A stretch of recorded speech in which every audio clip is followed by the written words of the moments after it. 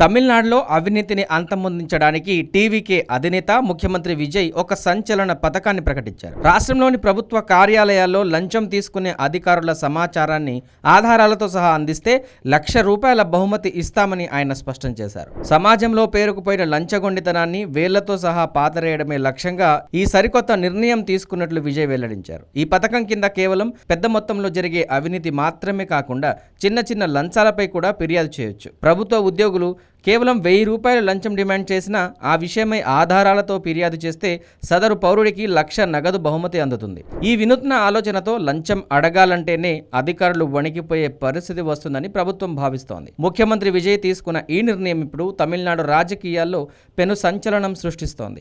ఈ ప్రకటనతో అటు ప్రభుత్వ యంత్రాంగంలో అలజడి మొదలవ్వగా ఇటు ప్రజల నుంచి భారీ మద్దతు లభిస్తోంది.